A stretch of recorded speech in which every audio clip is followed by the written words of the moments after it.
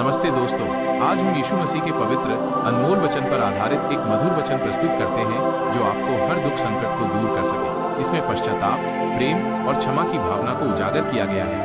तो चलिए शुरू करते हैं, लेकिन इससे पहले कृपया आप हमारे YouTube चैनल को सब्सक्राइब करें। धन्यवाद। जय यीशु। उत्पत्ति 20:1-18। एक फिर इब्राहिम वहां से कूचकर दक्षिण देश में आकर कादेश और शूर के बीच में ठहरा और गरार में रहने लगा।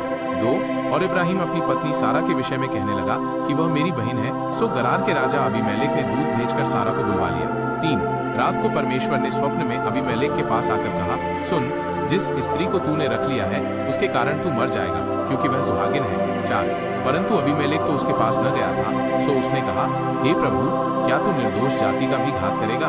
5 क्या उसी ने स्वयं मुझसे नहीं कहा कि वह मेरी बहन है, और उस स्त्री ने भी आप कहा कि वह मेरा भाई है? मैंने तो अपने मन की खराई और अपने व्यवहार की सच्चाई से ये काम किया। 6 परमेश्वर ने उससे स्वप्न में कहा, हाँ, मैं भी जानता हूँ कि अपने मन की खराई से तूने ये काम किया है, और मैंने तुझे रोक भी रखा कि तू मेरे विरुद्ध पाप न करे। इसी कारण मैंने तुझको उसे छूने नहीं दिया। 7 सो अब उस पुरुष की पत्नी को उसे फेर दे, क्योंकि वो नबी है और तेरे लिए प्रार्थना करेगा और तू जीता रहेगा। पर यदि तू उसको न फेर दे तो जान रख कि तू और तेरे जितने लोग हैं सब निश्चय मर जाएंगे।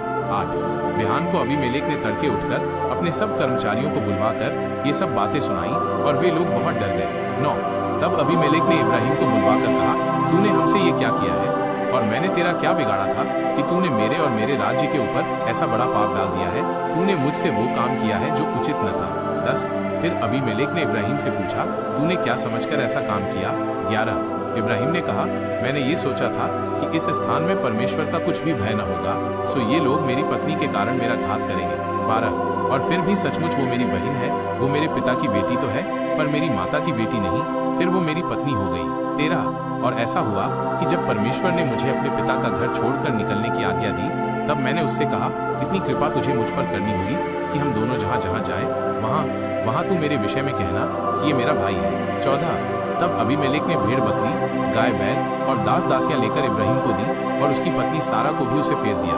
15 और अबीमेलेक ने कहा, देख, मेरा देश तेरे सामने है, जहाँ तुझे भावे वहाँ रह। 16 और सारा से उसने कहा, देख, मैंने तेरे भाई को रूपे के 1000 टुकड़े दिए हैं।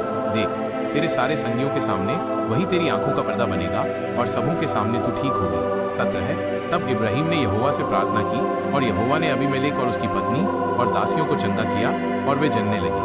18 क्योंकि यहोवा ने इब्राहिम की पत्नी सारा के कारण अबीमेलेक के घर की सब स्त्रियों की कोखों को पूरी रीति से बंद कर दिया था। अगर आपको ये अनमोल वचन अच्छा लगे तो हमारे YouTube चैनल को सब्सक्राइब करें।